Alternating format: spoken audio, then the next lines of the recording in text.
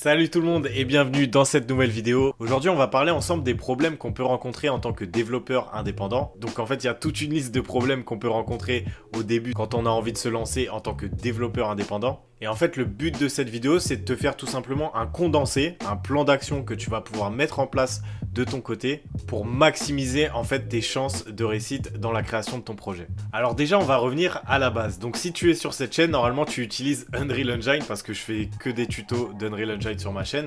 Si tu utilises un autre moteur graphique, les conseils vont aussi pouvoir s'appliquer sur ton moteur actuel. Mais en fait dès le début, le choix du moteur c'est quelque chose de très important parce que moi je trouve que Unreal Engine c'est un des moteurs les plus puissants justement parce que son gros avantage c'est les blueprints. Donc c'est le langage de programmation visuelle le plus poussé et le plus intuitif à mon sens. Après le but c'est vraiment d'être à l'aise avec son moteur de jeu. Donc si vous êtes sur Godot, Unity ou peu importe, vraiment le principal c'est d'être à l'aise sur son moteur graphique. Donc une fois qu'on est à l'aise sur son moteur graphique, donc qu'on connaît quelques bases etc, il y a une étape qui est fondamentale, c'est de manger le plus de tutoriels possible matin, midi, soir. Bon, je plaisante quand je dis ça, mais vraiment faut le faire le plus souvent possible parce que plus vous allez passer du temps dans votre logiciel et plus en fait vous allez avoir une expertise, plus vous allez trouver vos propres méthodes pour faire de telle ou telle action dans vos jeux. Et c'est vraiment ça qu'il va falloir rechercher. Parce qu'en fait, le manque d'expérience quand on est débutant, et ben, ça va jouer sur beaucoup d'aspects. Donc déjà, la confiance en soi. Donc on va se dire, ok, mais c'est trop compliqué, je ne peux pas faire ça. Alors que même juste, on a regardé une vingtaine de tutos sur plein de sujets différents. Si en fait, on combine toutes les fonctionnalités qu'on a appris, on peut déjà faire un jeu en fait. Et c'est vraiment ça qui est important de comprendre, c'est que plus vous allez apprendre des choses, plus vous allez apprendre des systèmes, et plus vous aurez confiance en vous pour lancer des projets de plus en plus gros. Donc ça peut être comment créer un environnement, comment créer plein de fonctionnalités, ça peut être vraiment beaucoup d'aspects de votre jeu, mais plus vous allez pratiquer, plus vous serez à l'aise pour faire un plus gros projet. Moi je me rappelle personnellement que avant d'en faire mon métier, et avant de me lancer en tant que développeur indépendant, j'étais totalement perdu sur Unreal Engine. Et en plus à l'époque c'était Unreal Engine 4. Mais en fait vraiment ce qui m'a fait progresser, ce qui m'a donné une certaine expertise, c'est vraiment le fait de pratiquer tout simplement. Il n'y a pas de secret. Hein. Vraiment ce conseil je le répète extrêmement souvent sur ma chaîne, mais c'est tellement important pour mener à bien son projet. Et si par exemple vous avez du mal avec les tutoriels etc, déjà allez sur les tutoriels qui vous intéressent le plus en premier. En fait ça va vous familiariser avec le logiciel et en fait vous allez faire des tutoriels qui vont vous plaire, qui vont vous faire kiffer, et à chaque fois que vous allez réussir, vous allez vous dire ah ok donc c'est bon, là aujourd'hui j'ai compris ça, peut-être que demain je vais apprendre autre chose. C'est vraiment la façon la plus ludique d'apprendre des nouvelles fonctionnalités, donc je vous conseille vraiment de vous tourner vers les tutoriels qui vous intéressent le plus. Il y a une autre méthode aussi qui peut marcher, c'est de tout simplement créer un jeu. Voilà, vous pouvez créer pas forcément le plus gros jeu dès le début, mais je vous conseille de créer un petit jeu, voilà, pour tester un peu vos connaissances, apprendre comment faire, etc.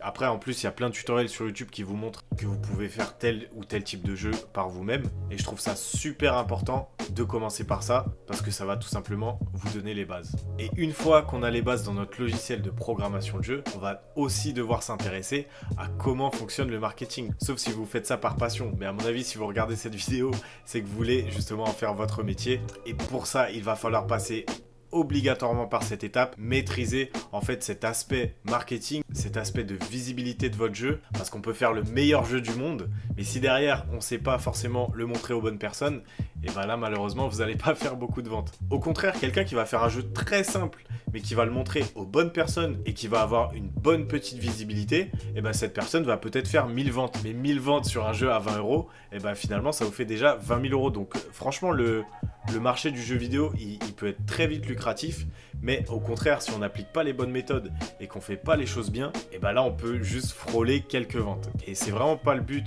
de cette chaîne. Moi, ma chaîne, elle est vraiment dédiée à ça. Mon but, c'est vraiment de vous aider à en faire votre métier. D'ailleurs, si vous voulez découvrir une méthode efficace et que vous voulez vendre votre premier jeu avant même de l'avoir fini, j'ai créé une formation gratuite en description. Je vous laisse aller voir, c'est le premier lien en commentaire. Donc dans cette formation gratuite, je donne beaucoup de choses. Les outils pour analyser les ventes des jeux, quelles sont les méthodes les plus rapides pour vendre son jeu avant même de l'avoir fini. Donc je vous laisse aller voir ça pour les plus motivés d'entre vous. Surtout qu'aujourd'hui, on a une grosse opportunité en fait. Tout seul, on peut créer des jeux ultra qualitatifs, ultra réalistes et avec très peu de budget. Donc pour moi, à mon sens, ça a vraiment jamais été le meilleur moment pour lancer son propre projet, pour lancer son studio. Surtout que le marché du jeu vidéo, il évolue chaque année. Chaque année, il y a de plus en plus de joueurs, donc c'est vraiment quelque chose qui est porteur sur l'avenir. Donc par exemple, si aujourd'hui vous investissez votre temps dans Unreal Engine, et ben dans 5 ans, ça sera encore plus utile qu'aujourd'hui parce qu'il y aura encore plus de joueurs sur toutes les plateformes. Donc maintenant qu'on a les bases, qu'on connaît quelques méthodes pour vendre son jeu, pour avoir de la visibilité et faire connaître son projet, il va nous falloir une dernière chose. C'est tout simplement analyser le marché pour voir qu'est-ce qui marche le mieux en ce moment. Si par exemple, vous, votre délire, c'est les jeux 2D, il va falloir regarder quel type de jeu 2D fonctionne.